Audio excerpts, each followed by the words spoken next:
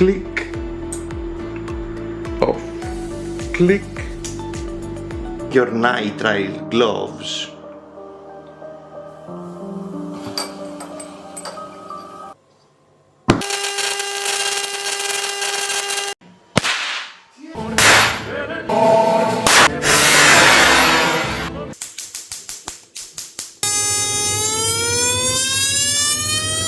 Discharge.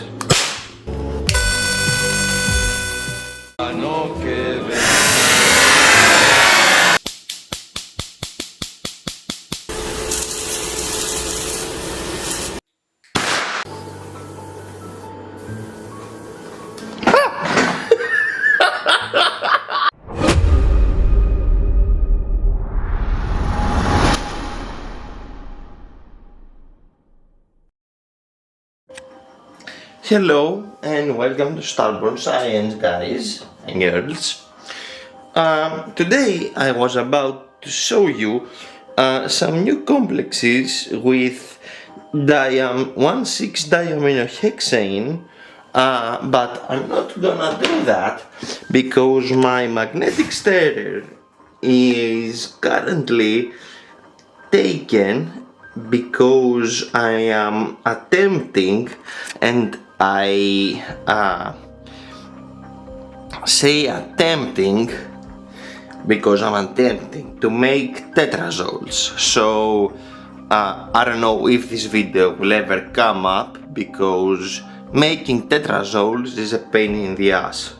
So back to our subject. So picrates. Picrates suffer from a very negative oxygen balance, meaning they are very fuel rich, meaning they have a lot of fuel and they produce a lot of soot, a lot of extra carbon, like bismuth picrate.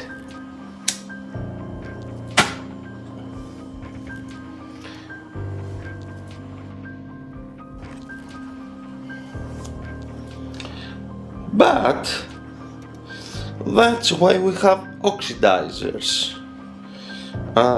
In this case, I've chosen the king of oxidizers.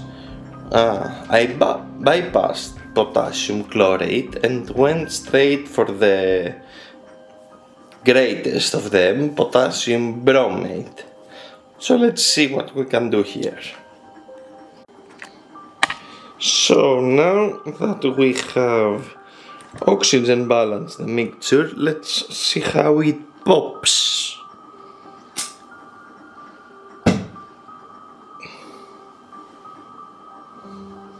See? It's better than before.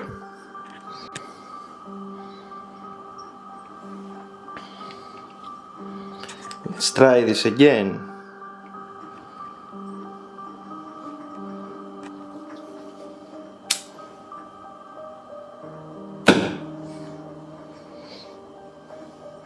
It's a clear difference.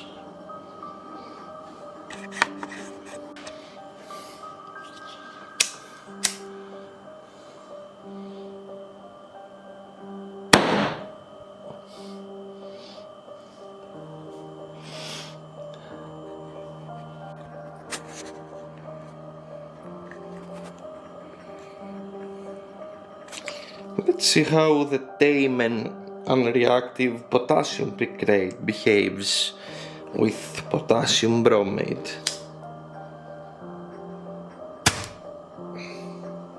Not so tame now. Oh, and don't even think adding oxidizers to lead picrate. Okay, lead picrate should be left as it is. Just putting that out there. Even regular, simple old TNP goes ballistic when mixed with bromate.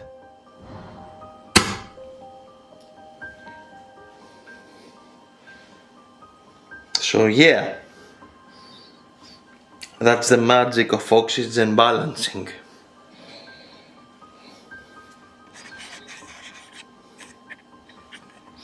Also note that bromate or chlorate, the differences are minimal. Now lead picrate has been used in the past for detonators and primers for guns, for rounds as the prime compound to initiate the gunpowder in a round. However, it has been replaced by other compounds like lead stiffenate or more green compounds that contain no heavy metals like diazo dinitrophenol or DDNP or other non-heavy metal containing compounds. However, heavy metal do they sound. So, whatever. Oh shit. There you go. And that's lead picrate. And second goes the bismuth picrate potassium bromate mix. Quite more powerful, this one. Although I believe bismuth picrate with chlorate was even meaner, but that's just between you and me. So what did we learn today? Well, we learned that things can explode. We also learned that picrates can be fun. We also learned that you should not mix powerful oxidizers except if that's your purpose for some reason, which I will not go over here, to achieve something, which I will also not go over here. Whatever that may be the case, that doesn't negate the fact that mixing a highly nitro substituted phenol with an oxidizer raises its oxygen balance and most likely brings it close to zero. Most of our today's mixtures were a mixture of 60% or 40% or 70%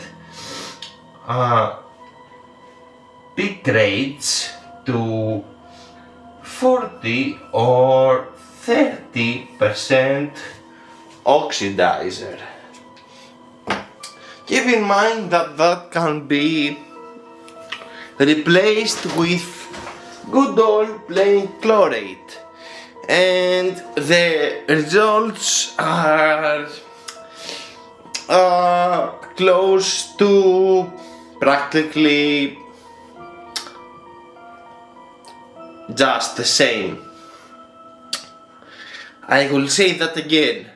Please, do not go and mix your picric acid or its salts with that stuff if that doesn't mean you're gonna use them on the spot. Someone's calling me.